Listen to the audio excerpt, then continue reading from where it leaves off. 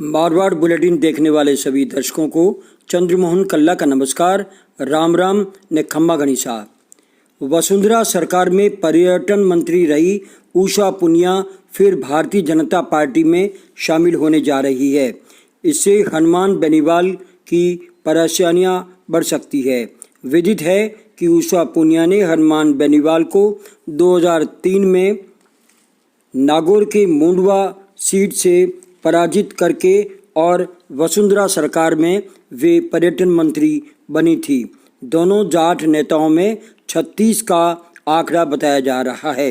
राजनीतिक गलियारे में ये भी चर्चा है कि कुछ समय पहले गुलाब चंद कटारिया जैसे बड़े नेताओं ने पूर्व में हनुमान बेनीवाल को इस मामले को लेकर के चेता भी दिया था, लेकिन हनुमान बेनीवाल इसको लेकर के कुछ नहीं कर पाए। दूसरी ओर पूर्व मंत्री घनश्याम तिवारी व सुरेंद्र गोयल भी वापस भारतीय जनता पार्टी में शामिल हो सकते हैं। बात करें उषा पुनिया की तो वे कांग्रेस की वरिष्ठ नेता और मंत्री रही गौरी पुनिया की पुत्रवधू है। 2018 में पुनिया ने भारतीय जनता पार्टी छोड़ दी थी और ये आरोप लगाया था कि भारतीय जनता पार्टी जाटों की दुश्मन है। उसके बाद बहुत बड़ा बवाल भी मचा था। उषा ने हाल ही में ये बताया है कि वे शीघ्र ही भारतीय जनता पार्टी में शामिल होगी। वे इसके लिए वसुंधरा राजे से भी मुलाकात कर चुकी है और इसके बाद में हलचल तेज हो गई है। उधर कई अन्य भारतीय जनता पार्टी के नेता जो छोड़ करके चले गए थे वो वापस भारतीय जनता पार्टी में लौट सकते हैं। इसके लिए भी वसुंधरा राजे तैयारी कर रही है। राजस्थान में हेमाराम चौधरी का नाम किसान नेता के रूप में जाना जाता है। उन्होंने सचिन पायलट को लेकर बहुत बड़ी बात कही है और कहा है कि वे युवाओं के दिलों में बसे हुए हैं। जिस तरह उनके जन्मदिन पर रक्तदान हुआ, ये रक्त मरीजों के लिए जीवन मरण के समय काम आएगा। इससे बड़ा पुण्य का काम हो ही नहीं सकता। जोधपुर में जिस तरह पायलट के प्रति जो प्रेम उमड़ा वो देखने लायक था। हेमाराम ने कहा कि सत्ता में होता है तो लोग इसके आगे पीछे घूमते रहते हैं, लेकिन जो किसी पद पर नहीं है, जैसे सत्ता में से बाहर निकाल दिया गया हो तो भी इतनी भीड़, ये बताती है कि सचिन पायलट की राजस्थान का भविष्य है और वे ही अब राजस्थान को संभालेंगे। हेमाराम ने कहा कि वैचारिक मतभेद चलते रहते हैं, लेकिन सच्चाई सभी को स्वीकार करनी चाहिए कि राज्य का भविष्य क्या है। जिस व्यक्ति को कुर्सी का लालच नहीं, जिसने अपनी प्रतिष्ठा दांव पर लगाकर सभी पद छोड़ दिए हो, तो उससे बड़ा नेता कौन हो सकता है। विदित है कि सचिन पायलट के समर्थकों ने मुख्यमंत्री अशोक गहलोत के घर जोधपुर में शक्ति परीक्षण किया था और वो सफल भी रहा, जिसमें हेमाराम चौधरी जैसे नेताओं ने नेतृत्व किया था और जमकर के मुख्यमंत्री अशोक गहलोत की आलोचना भी की थी। जोधपुर में कोरोना का प्रभाव बढ़ता जा रहा है और ये अब मानव सभ्यता पर सीधा अटैक शुरू करने लगा है। यह कम्युनिटी स्प्रेड फैलने की संभावनाएं बढ़ गई है। जोधपुर में गुरुवार को 6 जनों की मौत हो गई। वहीं 149 नए मरीज दोपहर तक सामने आ चुके थे। गत 10 दिन में 55 संक्रमितों की मौत हो गई। कुल 228 संक्रमित फौत खेल गए हैं। प्रशासन सूचनाएं दबाने में लगा है। हालात ये है कि जिस मथुरा दास माथुर में सुपर स्पेशलिटी अस्पताल का दर्जा देने का दावा मेडिकल कॉलेज जोधपुर कर रहा है, वहाँ ऑक्सीजन सिलेंडर लगाने के लिए मास्क तक उपलब्ध नहीं है। वही गांधी अस्पताल में साफ सफाई चरमराई हुई है और कोरोना के मरीजों का अगर उनका एक्सरे लिख दिया जाए तो 24 घंटे तक एक्सरे करने के लिए कोई नहीं आता।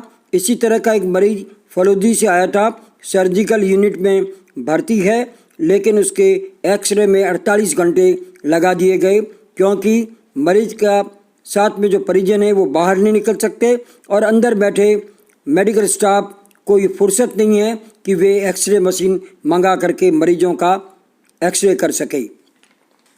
जयपुर बम ब्लास्ट मामले में दोषियों को फांसी की सज़ा सुनाने वाले जज अजय कुमार शर्मा ने डीजीपी भूपेंद्र सिंह को पत्र लिखकर सनसनी फैला दी है। उन्होंने अपनी सुरक्षा जारी रखने की मांग की है।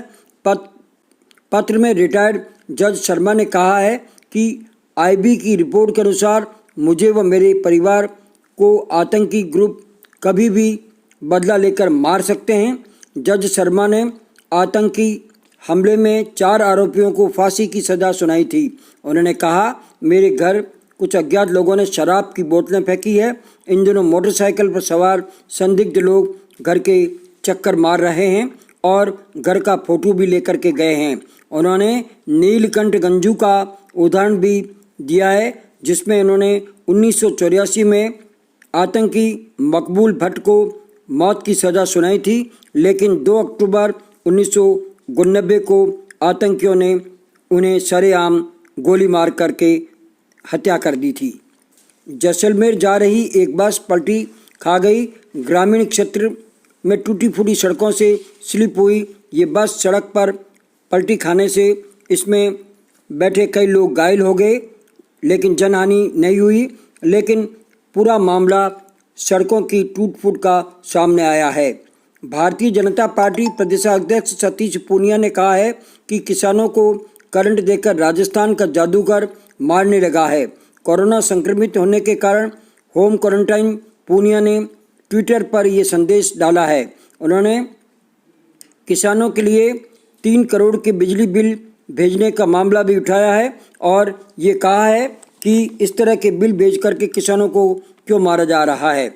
उधर सांसद दिया कुमारी ने भी अशोक गहलोत पर निशाना साधा है और कहा है कि बिजली के हिसाब से किसानों को जिस तरह से हानि हो रही है और उनकी फसलें बर्बाद है, उद्योग धंधे चौपट हैं, गहलोत सरकार बीती फिल्म बनती जा रही है।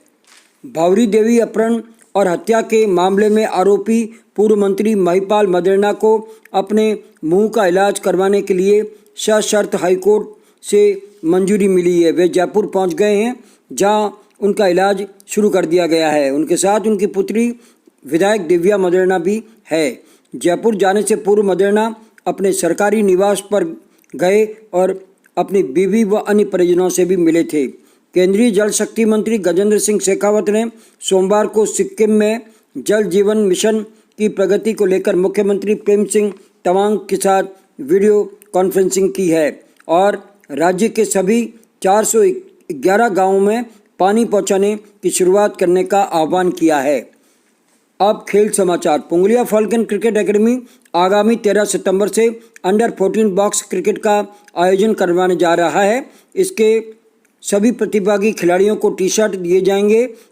वहीं हर खिलाड़ी को स्मृति चिन्ह भी दिया जाएगा। विजेता खिलाड़ियों को बड़ी ट्रॉफी भी प्रदान की जाएगी।